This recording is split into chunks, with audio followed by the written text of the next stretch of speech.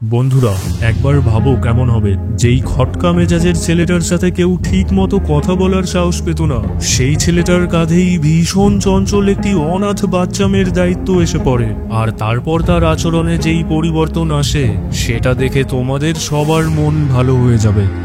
যেখানে আমরা রোজ নামের ছোট্ট একটি বাচ্চা মেয়েকে দেখি, সে তার ঠাকুমাকে ঘুম থেকে ডেকে তুলছিল, কিন্তু তার অনেক ডাকার পরেও তার ঠাকুমা ঘুম থেকে ওঠে না, কেননা আজই তার ঠাকুমা এই দুনিয়া ছেড়ে চলে গেছে। কিন্তু এই অবুঝ বাচ্চা মেয়েটি সেটা জানতো না যে তার ঠাকুমা আর কখনোই তার সাথে কথা বলবে না। এরপর তার ঠাকুমার অন্তিম সৎকারের জন্য জ্যাক নামের একজন লোককে ডাকা হয়। মৃতদের অন্তিম সৎকার করাই ছিল তার পেশা, কিন্তু জ্যাক তার নিজের ইচ্ছেতে এই কাজটা করে না, এটা তার পারিবারিক পেশা ছিল, তাই বাধ্য হয়ে তাকে এই কাজটা করতে হয়। এরপর জ্যাক সব নিয়ম প্রথা মেনে ঠাকুমার অন্তিম সৎকারের ব্যবস্থা করছিল। ওখানেই রোজ পাশেই লুকিয়ে থেকে এই সব কিছু দেখছিল যে জ্যাক তার ঠাকুমার সাথে কি করছে। তখনই অচানক রোজ একটা লাঠি নিয়ে বাইরে বেরিয়ে আসে, আর সে ওটা দিয়ে জ্যাকের গায়ে মারতে শুরু করে। সে তাকে বলছিল যে আমার ঠাকুমার থেকে দূরে থাকো। এখানে রোজের জন্য তাদের কাজে সমস্যা হচ্ছিল, তাই তখন তাকে অন্য একটা ঘরে আটকে রাখা হয়। ঠাকুমার পরিবারে তার একটা ছেলে ছিল যে তার স্ত্রীর ভয়ে ওনার সাথে থাকতো না, কিন্তু আজ তাদেরকে বাধ্য হয়ে এখানে আসতে হয়। ওনার বৌমা ওনার অন্তিম সৎকারের কাজও খুব তাড়াহুড়ো করে করছিল। তখনই ওখানেই বৌমা দেখে যে ওনার হাতের একটা দামি আংটি উধাও ছিল, যেটা দেখে সে কিছু না ভেবে চিন্তেই এই চুরির দায় জ্যাকের ওপর চাপিয়ে দেয়। তখন জ্যাক তার সব জামা কাপড় খুলে তাকে চেক করতে বলে, আর বলে যে তারা গরিব হতে পারে কিন্তু চোর না। এরপর তারা ঠাকুমার বডি যখন কফিনে করে নিয়ে যাচ্ছিল, তখন একটা ছেলে রোজকে এসে বলে যে তার ঠাকুমা ওই বাক্সের ভিতরে আছে। এটা শুনে রোজ খুব রেগে গিয়ে জানলা দিয়ে বাইরে বেরিয়ে আসে আর জ্যাকের গাড়ির পিছনে দৌড়তে শুরু করে, কিন্তু একটু পরেই ওই গাড়িটা তার থেকে অনেকটা এগিয়ে যায়। এদিকে আমরা জ্যাককে দেখি, যার জীবনও খুব একটা ঠিকঠাক চলছিল না। তার বাবা তাকে একটা অলস অকর্মার ঢেকি মনে করে, আর আজও তিনি এখানে তাকে এই কথাটা মনে করিয়ে দিচ্ছিলেন। জ্যাকও প্রতিবারের মতো এবারও চুপচাপ এখানে ওনার কথা শুনছিল। তখনই জ্যাকের কাছে তার গার্লফ্রেন্ডের মেসেজ আসে যে সে তার সাথে ব্রেকআপ করতে চায়, যার পর জ্যাক সোজা তার সাথে দেখা করতে যায়। ওখানেই জ্যাক জানতে পারে যে তার অন্য একজন বয়ফ্রেন্ড আছে যাকে সে বিয়ে করতে চায়। জ্যাক যখন তার কাছে ব্রেকআপের কারণ জানতে চায়, তখন তার গার্লফ্রেন্ড তাকে বলে যে সে সুন্দর একটা জীবন কাটাতে চায়, কিন্তু জ্যাক তো ঠিকঠাক টাকাও উপার্জন করতে পারে না, এছাড়াও তার কাছে নিজের বাড়িও ছিল না। এটা শুনে জ্যাক চুপচাপ ওখান থেকে বাড়িতে ফিরে আসে। জ্যাক যখন বাড়িতে পৌঁছয়, তখন সে দেখে যে রোজ ওখানে আগে থেকেই তার অপেক্ষা করছিল। ওখানেই সে জ্যাকের কাছে তার ঠাকুমার ব্যাপারে জিজ্ঞেস করে, কিন্তু জ্যাকের মাথা তো আগে থেকেই খারাপ হয়েছিল, তাই তখন সে তাকে তুলে বাড়ি থেকে বের করে দেয়। এরপর জ্যাকের প্রতিবেশীরাও তাকে খোঁটা দিতে শুরু করে যে তুমি এই কাজটা ছেড়ে দিচ্ছ না কেন, তোমার বাড়িটাও একটা শ্মশান ঘাটের মতোই দেখতে লাগে, আর কতদিন তুমি এই কানাকড়ির পেছনে চোখের জল ফেলবে। এই কথাটা জ্যাকের মনে আঘাত করে, যার পর সে সারা রাত ধরে শুধু এই কথাটার ব্যাপারেই ভাবছিল। যার পর জ্যাকের সঙ্গী ও লালি তাকে বোঝায় যে সে যাতে এসব কথায় কান না দিয়ে তার কাজ মনোযোগ দিয়ে করে। তখনই একবার আবার রোজ ওখানে চলে আসে, যে তার কাছে বারবার ওই একই প্রশ্ন করছিল যে তার ঠাকুমা কোথায়। সে তার ঠাকুমাকে ভীষণ ভালোবাসতো, আর তার জীবনে তার ঠাকুমা ছাড়া আর অন্য কেউ ছিল না। ওনার চলে যাওয়ার পর এখানে তার দেখাশোনা করার জন্য আর অন্য কেউ নেই, তাই তার কাকু এখানে তাকে নিতে আসে, কিন্তু সে তো তার ঠাকুমাকে ছেড়ে আর কোথাও যেতে চায় না। এর ওপর তার কাকিমা তার কাকুর ওপর চাপ দিচ্ছিল যে সে রোজকে এখানে ছেড়ে তাড়াতাড়ি তাদের বাড়িতে চলে যাক। এই জন্যই তার কাকু জ্যাককে কিছু টাকা দিয়ে বলে যে তুমি কি কয়েকদিনের জন্য রোজের দেখাশোনা করতে পারবে, আমি তাড়াতাড়ি তাকে নিয়ে যাব। কিন্তু জ্যাক তো বাচ্চা কাচ্চা একদমই পছন্দ করতো না, তাই সে মানা করে দেয়, কিন্তু কিম সাথে সাথেই ওই টাকা নিয়ে নেয়, আর সে জ্যাককে বোঝায় যে শুধুমাত্র কয়েকটা দিনেরই তো কথা। তারপর সবার প্রথমে তারা রোজকে কিছু খাবার খাওয়ায়, আর সে যাতে বারবার তার ঠাকুমার কথা জিজ্ঞেস না করে তার জন্য তারা সবাই মিলে তার সাথে খেলাধুলাও করে। ওখানেই রোজ তাদের সবাইকে হারিয়ে দেয়। কয়েক মুহূর্তের জন্যই হোক না কেন, রোজ তার ঠাকুমার কথা ভুলে গেছিল। তারপর রাতে যখন সবাই ঘুমিয়ে পড়ে, তখন জ্যাকের মুখে কয়েক ফোঁটা ফোঁটা জল পড়ে, যাতে তার ঘুম ভেঙে যায়। যার পর সে দেখে যে এ তো জল না, বরং রোজ তো বিছানা ভিজিয়ে ফেলেছে। রোজের এমন আচরণে জ্যাক তো প্রচন্ড রেগে গেছিল, আর তখনই সে সাথে সাথেই ওই বিছানার সব কিছু ধুয়ে দেওয়ার জন্য ওয়াশিং মেশিনে ঢুকিয়ে দেয় আর রোজের ওপর চিৎকার চেঁচামেচি করতে শুরু করে। আসলে টয়লেটের গেটে দুটো পুতুল রাখা ছিল, যেটা দেখে রোজ ভয় পাচ্ছিল, আর এই জন্যই সে টয়লেটে যায়নি। জ্যাক ওই পুতুল দুটো তার হাতে নিয়ে রোজকে দেখায় আর তাকে বলে যে দেখো, এটা দেখে তোমার ভয় পাওয়ার কোনো কারণ নেই। এরপর পরের দিন জ্যাকের কাছে তার বাবার কল আসে। তিনি তাকে বলেন যে তোমার ডকুমেন্টসগুলো নিয়ে তাড়াতাড়ি আমার কাছে এসো, আমি ওই বাড়িটা তোমার নামে করে দিতে চাই। কিন্তু তার সব ডকুমেন্টসগুলো তো ওই কাপড়ের সাথে ধোয়া হয়ে গেছিল। এখন তার কাছে ডকুমেন্টস না থাকার কারণে সে ওই বাড়ির ওনারশিপ নিতে পারবে না। যার পর জ্যাক একটা হসপিটালে চলে যায় যাতে সে কয়েকটা অন্তিম সৎকারের কাজ খুঁজে পায়। আজ হসপিটালে ছোট্ট একটি বাচ্চা মেয়ের ডেথ হয়েছিল, আর তার চলে যাওয়ার কারণে তার মা বাবা খুবই কষ্ট পাচ্ছিল। তাদেরকে দেখে জ্যাকের ভয় হচ্ছিল যে সে কিভাবে তাদের সাথে কথা বলবে, কিন্তু ওখানেই কিম তাদের সাথে যে কোনোভাবে তাদের কাজের ব্যাপারে কথা বলে নেয়। কিন্তু ওই পরিবার তাদেরকে এই কাজের জন্য মানা করে দেয়।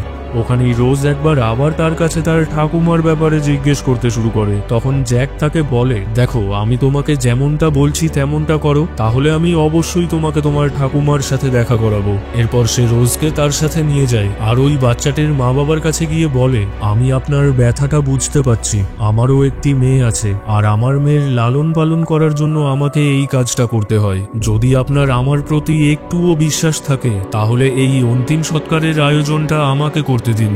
এখানে এসব শোনার পর ওই ব্যক্তি জ্যাককে এই কাজের দায়িত্ব দিয়ে দেয়।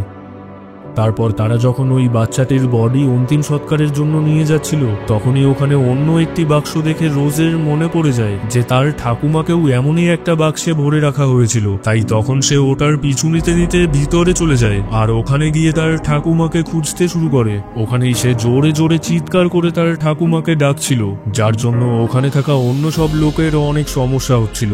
এর জন্য সবাই জ্যাককে অনেক কথাও শোনায় যে সে একটা ছোট্ট বাচ্চাকে এখানে কেন নিয়ে এসেছে। যার পর জ্যাক রোজের সাথে কথা বলতে আসলে রোজ তাকে বলে যে সে মনে করেছিল তার ঠাকুমা ওই বাক্সে আছে। তখন জ্যাক রেগে গিয়ে রোজকে সব সত্যিটা বলে দেয় যে তার ঠাকুমা এই দুনিয়া ছেড়ে চলে গেছে, সে আর কখনোই তার সাথে দেখা করতে পারবে না। এটা শুনেই রোজ খুব জোরে জোরে কাঁদতে শুরু করে। সে অনেকক্ষণ অবধি ওখানে দাঁড়িয়ে শুধু কান্নাই করে যাচ্ছিল। তাই বাড়িতে ফেরার পর সবাই তাকে সান্ত্বনা দেয় যে তার ঠাকুমা আকাশের তারা হয়ে তাকে ওপর থেকে দেখছে। তাই এই ভোলা ভালা বাচ্চা মেয়েটি রাতে ঘরের বাইরে বেরিয়ে আকাশের দিকে তাকিয়ে থাকে। তার কাছে একটা ঘড়ি ছিল যেটাতে তার ঠাকুমার গলার আওয়াজ ছিল। ওখানেই সে ওই সব কথা শুনে তার ঠাকুমার কথা ভাবছিল। যাই হোক, পরের দিন জ্যাক ওই ছোট্ট বাচ্চা মেয়েটির অস্থি রাখার জন্য ছোট্ট একটা সুন্দর বাক্স নিয়ে আসে। কিন্তু কিছুক্ষণ পর সে দেখে যে রোজ ওই বাক্সটার গায়ে ছবি আঁকছিল, যার জন্য ওই বাক্সটাই নষ্ট হয়ে যায়। এটা দেখে তো জ্যাক খুবই রেগে গেছিল। যার পর সে সাথে সাথেই অন্য একটা বাক্স অর্ডার করতে চায়, কিন্তু ওটা আসতে অনেকটা সময় লেগে যাবে। তার কাছে অন্য আর কোনো উপায় ছিল না, তাই সে তখন ওই বাক্সটা নিয়েই চলে যায়। ওখানে জ্যাক বাচ্চাটির মা বাবাকে বলে যে আমার মেয়ে আপনার মেয়ের জন্য নিজের হাতে এই বাক্সটা সাজিয়েছে। যার পর ওই বাচ্চাটির মা বাবা জ্যাকের এই বাক্সটা দেখে তার ওপর আর রাগ করে না, বরং তারা আরো এটা দেখে খুশি হয়, কেননা বাক্সের গায়ে এই ছবিগুলো দেখে তাদের নিজের মেয়ের কথা মনে পড়ছিল। এমনকি তারা তো এই কাজের জন্য রোজের প্রশংসাও করে। এর সাথে তারা জ্যাককে বলে যে তোমার মেয়ে খুব মিষ্টি, সব সময় তার খুব ভালোভাবে খেয়াল রেখো। এখন জ্যাক এটা বুঝতে পারে যে রোজ তার জীবনে কোনো সমস্যা না, বরং তার সৌভাগ্য হয়ে এসেছিল। এরপর এই খুশিতে তারা বাড়িতে এসে পার্টি করে। ওখানেই রোজ চকলেটের মতো দেখতে একটা পাথর গিলে ফেলে, যার পর জ্যাক সাথে সাথেই তাকে হসপিটালে নিয়ে যায়। ওখানেই ডাক্তার তাদেরকে বলে যে ভয় পাওয়ার কোনো কারণ নেই, ওই পাথরটা নিজে থেকেই টয়লেটে বেরিয়ে যাবে। আপনারা শুধু এটা একটু লক্ষ্য রাখবেন যে ওই পাথরটা বেরোলো কিনা। এরপর থেকে প্রতিদিনই তারা টয়লেটে গিয়ে ওই পাথরটা খুঁজতে শুরু করে। ওই জ্যাক যে বাচ্চাদের একদমই পছন্দ করতো না, সেই জ্যাক এখন রোজের জন্য কি কি না করছে। এভাবেই দিনের পর দিন কেটে যাচ্ছিল। যার পর একদিন তার কাকু তাকে নিয়ে যেতে আসে, কিন্তু ওখানেই জ্যাক দেখে যে রোজের কাকিমা তার বাড়িতে আসার জন্য একদমই খুশি ছিল না। ওখানেই সে রোজের সাথে খুব বাজে আচরণ করছিল। বউকে দেখে ভয় পেয়ে ওখানে তার কাকুও জ্যাককে বলে যে তুমি কি আর কয়েকটা দিনের জন্য তোমার সাথে রোজকে রাখতে পারবে। জ্যাক একদমই এমনটা চায় না যে রোজের কাকিমা তার সাথে খারাপ আচরণ করুক। এই জন্যই সে আবার রোজকে তার বাড়িতে নিয়ে আসে। জ্যাক এটা ভেবে চিন্তায় ছিল যে তাকে একটা বাচ্চার খেয়াল রাখতে হবে, আবার নিজের জন্য একটা বাড়িও কিনতে হবে। সে এসব ব্যাপারেই ভাবছিল কি তখনই তার এক্স তাকে কল করে জানায় যে সে বিয়ে করতে যাচ্ছে। এটা শুনে তো তার মন আরো খারাপ হয়ে যায়। এরপর রোজ একদিন জ্যাককে একজন বৃদ্ধ লোকের সাথে দেখা করতে নিয়ে যায়। এই লোকটা রোজের ঠাকুমার বন্ধু ছিল। ওখানেই তিনি জ্যাককে বলেন যে তিনি নিজের অন্তিম সৎকার করাতে চান, কেননা তার ইচ্ছে যে তিনি তার অন্তিম সৎকার নিজের চোখে দেখবেন।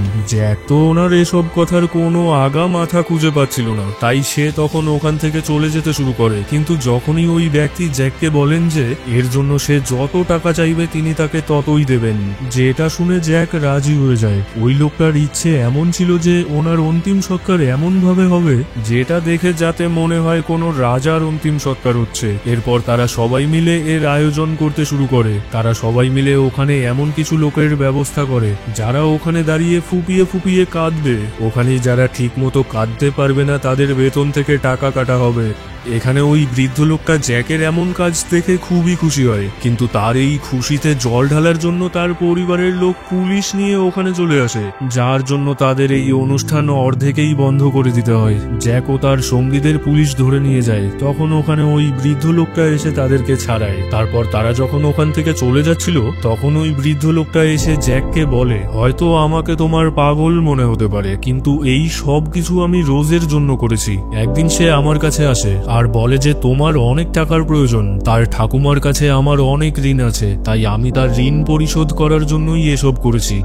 এরপর জ্যাকের বাবাও এই নকল অন্তিম সৎকারের ব্যাপারে জেনে যায়, আর যার জন্য তিনি আবার জ্যাককে অনেক আবোল তাবোল কথা শোনায় যে একদিন সে অবশ্যই তার গোষ্ঠীর নাম ডুবিয়েই ছাড়বে। বেচারা জ্যাক এসব ভেবেই সব সময় চিন্তিত থাকত যে ছোটবেলা থেকেই তার বাবা তাকে কিছুতেই যোগ্য মনে করেনি, খালি সব সময় তাকে বকাবকি করেছে।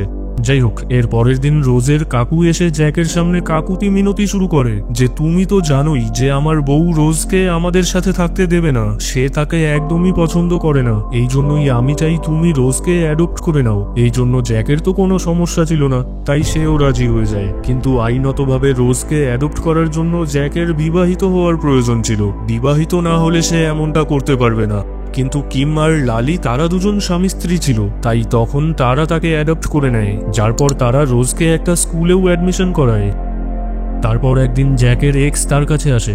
সে তাকে বলে যে তার হাজবেন্ড একটা ট্রাক অ্যাক্সিডেন্টে মারা গেছে, আর ওই অ্যাক্সিডেন্টে তার শরীরের অবস্থা এমন হয়ে গেছে যে তাকে চেনাই মুশকিল হয়ে যাচ্ছে। সে জ্যাকের কাছে সাহায্য চায় যাতে তারা তার শরীরটা এমন করে দেয় যাতে তারা কমপক্ষে তাকে দেখতে পারে আর তার অন্তিম সৎকার করতে পারে। প্রথমে তো জ্যাক তাকে সরাসরি মানা করে দেয়, তারপর সে যখন জানতে পারে যে সে প্রেগনেন্ট তখন সে তার সাহায্য করার জন্য রাজি হয়ে যায়। কিন্তু ওখানেই জ্যাক তাকে বলে যে এই কাজটা শুধু তার বাবাই করতে পারে, আর আমাদের সম্পর্ক বেশি ভালো না, তাই আমি ওনার সাথে দেখা করতে পারবো না।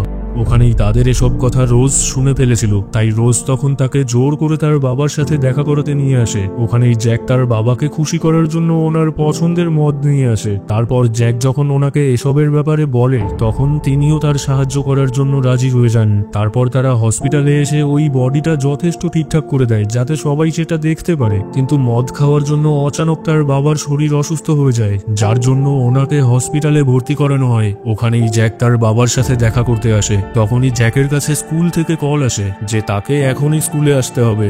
জ্যাকও সাথে সাথেই স্কুলে যাওয়ার জন্য বেরিয়ে পড়ে। রোজের জন্য তাকে এতটা চিন্তিত দেখে তার বাবাও বুঝতে পারে যে ওনার ছেলে এখন দায়িত্ব নেওয়া শিখে গেছে। এদিকে রোজের স্কুলের টিচার তাকে বলে যে রোজ তার ড্রয়িংয়ে ডেড বডির ছবি এঁকেছে, আর আমি যখন তার কাছে জিজ্ঞেস করেছি তোমার বাবা কি করে, তখন সে বলেছে যে তার বাবা মানুষকে তারা বানিয়ে দেয়। এটা শুনে জ্যাকের তার কাজের প্রতি আরো বেশি ঘৃণা হচ্ছিল, যার পর সে তার বাবার সাথে দেখা করার জন্য হসপিটালে যায়। তার বাবার শারীরিক অবস্থা ধীরে ধীরে আরো খারাপ হয়ে যাচ্ছিল। ওখানেই জ্যাক এমনি এমনি তার বাবার কাছে জিজ্ঞেস করে যে সত্যি বলো তো বাবা, তুমি তোমার বড় ছেলেকে বেশি ভালোবাসো তাই না? তখন তিনি জ্যাককে বলেন যে তিনি জ্যাককে ঘৃণা করেন না, তিনি তো শুধু তাকে তার দায়িত্বগুলো সঠিকভাবে পালন করতে দেখতে চান। তিনি এটাও বলেন যে তোমার দাদার যখন 15 বছর বয়স ছিল তখন আমি তাকে একটা অন্তিম সৎকারের কাজে নিয়ে গেছিলাম। ওখানেই ওই মৃতদেহটা নদীতে পড়ে গেছিল, তখন সে ওটা খোঁজার জন্য নদীতে লাফ দিয়েছিল। তার অনেকক্ষণ পর ওই মৃতদেহটা তো বাইরে বেরিয়ে আসে, কিন্তু তোমার দাদা আর বাইরে আসতে পারেনি। সে তার কাজের জন্য আর একজন মৃত লোকের জন্য তার নিজের জীবন হারিয়ে ফেলেছে। এই জন্যই আমি এমনটা চাই যে তুমি এই কাজটা এগিয়ে নিয়ে যাও। এটা জানার পর জ্যাক তার বাবাকে বুঝতে পারে, আর তার পরের দিন থেকেই জ্যাক তার কাজ খুব মনোযোগ সহকারে করতে শুরু করে। একদিন রোজ জ্যাককে বলে যে তার ওই ঘড়িটা ভেঙে গেছে যেটাতে তার ঠাকুমার কথা ছিল, এখন আর সে ওটা শুনতে পাচ্ছে না, তাই সে খুব কষ্টও পাচ্ছিল। এটা দেখে জ্যাক ওই ঘড়িটা ঠিক করানোর জন্য একের পর এক দোকানে ঘুরে বেড়াতে শুরু করে, আর দিন রাত এক করে দেওয়ার পর শেষমেশ সে ওই ঘড়িটার কথাগুলো রিস্টোর করে নিয়ে আসে। আর রোজের জন্মদিনে সে রোজকে একটা খেলনা গিফট করে যেটাতে তার ঠাকুমার কথা ছিল। এখন খুব হাসি খুশিতেই তাদের সবার জীবন কেটে যাচ্ছিল। তারপর এভাবেই একদিন যখন জ্যাক রোজকে তার স্কুলে ছেড়ে আসতে যায়, তখনই ওখানে একজন মহিলা এসে জ্যাককে বলে যে সে রোজের আসল মা। ওই মহিলাটি জ্যাককে রোজের ব্যাপারে কিছু ডিটেলস বলে, যেমন তার পায়ে একটা হীরের মতন চিহ্ন আছে যেটা ছোটবেলা থেকেই তার পায়ে ছিল। এমনকি ওই মহিলাটি তো এটা প্রমাণ করার জন্য তার ডিএনএ টেস্ট করানোর জন্য রাজি ছিল, কিন্তু জ্যাকের তার কথায় ভরসা হয় না, আর সে ওখান থেকে চলে যায়। কিন্তু ওই রাতেই জ্যাক রোজের পায়ে ওই চিহ্নটা দেখতে পায়, যেটা দেখে সে ভাবে যে কোথাও ওই মহিলাটি সত্যি বলছিল না তো। এটা ভেবে সে অনেক চিন্তিত হয়ে পড়ে। কি তখনই ওই মহিলাটি এখানে এসে আবার তাকে ওসব বলতে শুরু করে। জ্যাক তাকে বলে যে তখন তুমি কোথায় ছিলে, হ্যাঁ, যখন তার ঠাকুমা মারা গেছিল? আর ওই সময় কোথায় ছিলে যখন তার কাকি তাকে বাড়ি থেকে বের করে দিয়েছিল? তখন ওই মহিলাটি তাকে বলে যে যখন তার বয়ফ্রেন্ড জানতে পেরেছিল যে সে প্রেগনেন্ট, তখন সে তাকে ছেড়ে দিয়েছিল। তখন সে কি করবে কিছুই বুঝে উঠতে পারছিল না, তাই সে এই দেশ ছেড়ে চলে গেছিল। আর ওখানেই কিছু অপরাধের কারণে তাকে পুলিশ গ্রেফতার করে নিয়েছিল, যার পর থেকেই তার পরিবারের সাথে আর তার কখনোই দেখা হয়নি। এমনকি তার পরিবারের সবাই ভেবেছিল সে মারা গেছে। এখানেই ওই মহিলাটি জ্যাকের কাছে ভিক্ষে চাইতে শুরু করে যে সে তার মেয়েকে তার কাছে ফিরিয়ে দেখ। এর পরের দিন স্কুলে প্যারেন্টস মিটিং হতে যাচ্ছিল। ওখানেই রোজ তার সাথে জ্যাককে নিয়ে যায়। ওখানেই বাচ্চা এবং তার মা বাবাদের জন্য অনেক দারুণ দারুণ অনুষ্ঠানের আয়োজন করা হয়েছিল, যেসব দেখে রোজ ভীষণ খুশি হয়। ওখানেই রোজ জ্যাককে বলে যে সে জানে যে তার ঠাকুমার সাথে তার আর কখনোই দেখা হবে না, কিন্তু এখন আর তার কোনো কিছুতেই ভয় লাগে না, কেননা তার খেয়াল রাখার জন্য তার একজন বাবা আছে যে সব সময় তার সাথেই থাকে। এটা শুনে জ্যাকের চোখে জল চলে আসে। তারপর ওই রাতেই জ্যাক অনেক ভাবনা চিন্তা করে আর সিদ্ধান্ত নেয় যে সে রোজকে তার মার কাছে পাঠিয়ে দেবে। তারপর রোজ যখন ঘুমিয়ে পড়েছিল তখন তার মা তাকে নিয়ে যেতে আসে। ওখান থেকে যাওয়ার আগে জ্যাক তাকে সবকিছু বুঝিয়ে দেয় যে রোজের কোনটা পছন্দ কোনটা পছন্দ না। এসবের মধ্যেই রোজ ঘুম থেকে জেগে যায়। জ্যাক তাকে বোঝায় যে এটা তোমার আসল মা, এখন থেকে তোমাকে ওনার সাথেই থাকতে হবে। কিন্তু রোজ অচেনা কারোর সাথে যেতে চায় না। সে গাড়ি থেকে চিৎকার করে জ্যাককে ডাকছিল, যেটা দেখে জ্যাকও নিজেকে আর আটকে রাখতে পারে না, যার পর সেও ওই গাড়ির পেছনে অনেক দূর অবধি দৌড়ে যায়। এর পরের দিন যখন কিম আর লালি এই ব্যাপারটা জানতে পারে, তখন তারা জ্যাকের ওপর প্রচন্ড রেগে যায় যে সে তাদেরকে কিছু না জানিয়েই এত বড় একটা সিদ্ধান্ত কিভাবে নিয়ে নিল। এখনো তার রোজের যাওয়ার কষ্টই হচ্ছিল কি তখনই তার বোন তাকে কল করে জানায় যে বাবা এই দুনিয়া ছেড়ে চলে গেছে। এটা শোনার সাথে সাথেই যেন জ্যাকের মাথায় কষ্টের পাহাড় ভেঙে পড়ে। তার বাবা চলে যাওয়ার আগে জ্যাকের জন্য একটা চিঠি লিখেছিল, যেখানে তিনি তার শেষ ইচ্ছের ব্যাপারে লিখেছিলেন। ওখানে তিনি লিখেছিলেন যে ওনার অন্তিম সৎকার যেন একদম অন্যভাবে করা হয়, কিন্তু তাতে যেন একদম নেই বরাবর টাকা খরচ করা হয়। যার পর জ্যাক এই ব্যাপারটা তার বোনকে জানায়, কিন্তু এটা শুনে তার বোন রেগে গিয়ে তাকে বলে যে আমরা ওনার অস্থি একটা পবিত্র নদীতে ভাসিয়ে দেব। কিন্তু জ্যাক তার বাবার শেষ ইচ্ছেটা পূরণ করতে চাইছিল, তাই সে একটু ভাবার পর অচানক তার বোনের হাত থেকে ওই অস্থিটা নিয়ে পালিয়ে যায়। যার পর সে একটা ফাঁকা জায়গায় যায় আর তার বাবার ওই অস্থিটা বড় একটা স্কাই শটে লাগিয়ে আকাশে ফাটিয়ে দেয়। ওই সময় জ্যাকের মাথায় শুধু এই অন্য আইডিয়াটাই এসেছিল। ওখানেই জ্যাক দাঁড়িয়ে বলে যে আমার বিশ্বাস যে এটা আপনার অবশ্যই পছন্দ হয়েছে। এরই মধ্যে রোজের মা তাকে কল করে জানায় যে রোজকে কোথাও খুঁজে পাওয়া যাচ্ছে না, আমি তাকে সব জায়গায় খুঁজেছি কিন্তু কোথাও পাইনি। এরপর জ্যাকও তাকে সব জায়গায় খুঁজতে শুরু করে। সে তাকে ওই সব জায়গায় খোঁজে যেখানে তাকে পাওয়া যেতে পারে, কিন্তু শেষমেশ সন্ধ্যায় তারা ক্লান্ত হয়ে বাড়িতে ফিরে আসে। তখনই সে দেখে যে রোজও ওখানেই চলে এসেছে। তাকে দেখার সাথে সাথেই জ্যাক তাকে বকতে শুরু করে যে তোমার এভাবে কোথাও চলে যাওয়াটা একদম ঠিক হয়নি। যদি তুমি কোথাও হারিয়ে যেতে, আর নয়তো তোমাকে কেউ তো কিডন্যাপও করে নিতে পারতো। তখন রোজ তাকে কাঁদতে কাঁদতে বলে আমি আমার বাবার বাড়ির ঠিকানা জানি, আমি কখনোই হারাবো না। এটা শুনে জ্যাকও কাঁদতে শুরু করে আর রোজকে বুকে জড়িয়ে ধরে। এরপর থেকে রোজ আবার জ্যাকের সাথে থাকতে শুরু করে, কিন্তু জ্যাক একটি মাকে তার মেয়ের থেকে আলাদা করতে চাইছিল না। তাই সে তার মার কাছে জিজ্ঞেস করে, আমাদের কাজের জন্য যদি তোমার কোনো আপত্তি না থাকে তাহলে তুমি চাইলে আমাদের সাথেই থাকতে পারো। যার পর থেকে তারা সবাই মিলে একসাথে হাসি খুশি থাকতে শুরু করে। বন্ধুরা, কথায় আছে মনের সম্পর্ক রক্তের সম্পর্কের চেয়েও বড়। এই কাহিনীটা দেখে আমরা যেমন এটা বুঝতে পারলাম, তেমনি এই আরো একটি কাহিনী দেখলে তোমরা এটা আরো ভালোভাবে অনুভব করতে পারবে। আর এই কাহিনীটা ভালো লেগে থাকলে একটা লাইক, কমেন্ট, শেয়ার আর চ্যানেলে একটা সাবস্ক্রাইব অবশ্যই করে দিও। ধন্যবাদ। আবার দেখা হচ্ছে পরবর্তী ভিডিওতে।